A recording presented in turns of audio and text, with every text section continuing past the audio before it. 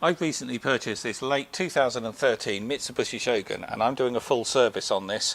So in this video I'm just going to go through all the oils that you need, particularly if you're changing the oils on the powertrain. And sourcing the correct oils for the automatic gearbox, the differentials and the transfer box can be a bit of a nightmare.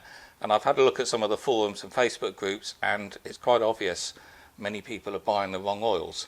So in this video I'm just going to go through what I've bought and what the correct spec oil should be for one of these vehicles. So this is a late 2013 with a 3.2 diesel and it's the 7-seater long wheelbase. So this has got the 4M41 engine and it's got the VF AWF automatic gearbox. So first off, engine oil. I haven't actually changed it this time because it wasn't done too long ago, but choosing the right engine oil is very easy. So choosing the right oil is a very easy job, there's no complications there. The user manual will state what it is, but it's either a 0W30 or a 5W30 C1, C2, C3 or C4 oil, and it's 9.8 litres, so you're going to need to buy 10 litres worth. You just got to watch out, a lot of times it comes in 4-litre bottles now rather than 5-litre bottles, and you can buy this stuff everywhere and really easy to get hold of, and many different brands.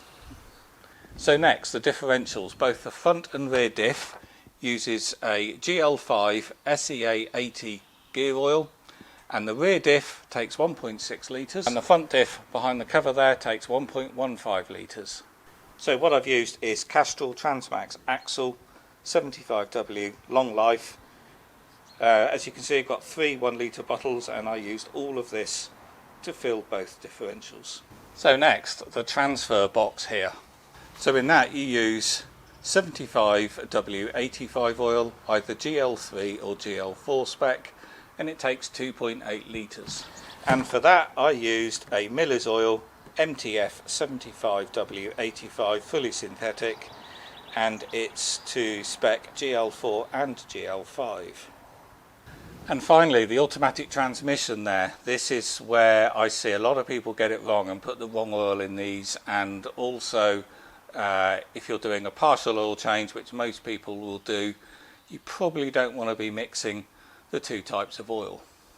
So with this vehicle, with the V5 AWF 5-speed automatic transmission, the original spec oil is a Mitsubishi ATF PA oil, and you don't want to be using the Dexron 3 that many people put in, because that's actually for the earlier gearbox. And this is the oil I got, the exact original spec oil. It's made by Revenol, not particularly easy to find in the UK, but I bought this on eBay, and it is an PA fluid, so it's the original Mitsubishi Motors PA fluid, and we can see there it's got the actual gearbox code there, and it's the Diaqueen ATF PA oil.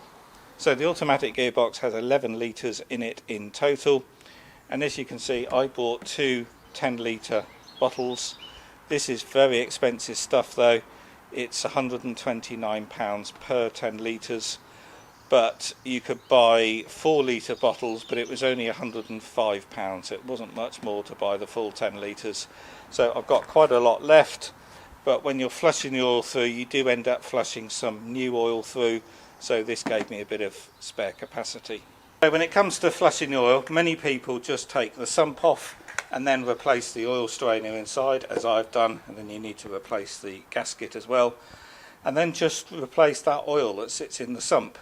However, there's only about 3 to 3.5 litres of oil in the sump, whereas the whole system is 11 litres in total. So that's why I think it's important you should use the correct spec oil, and if you're just doing that partial oil change and changing the 3 to 3.5 litres of oil in the sump, then if you buy the correct MMPA ATF oil here, then there's no issues of mixing this with the original PA fluid that's in the rest of the system. In my case though, I did a complete flush and change in the oil, so you've got about 3 to 3.5 litres in that sump there.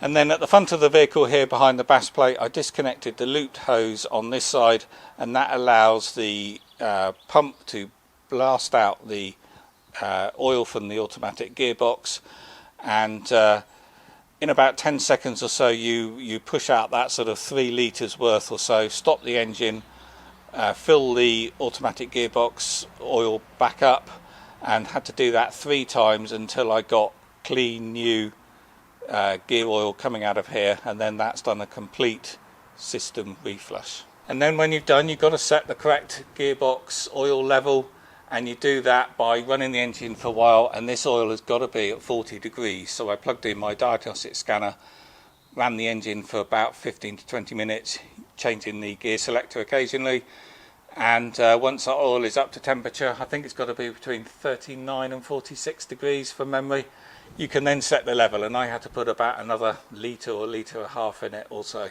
So in total I think I've used about 12.5 litres of this, something like that.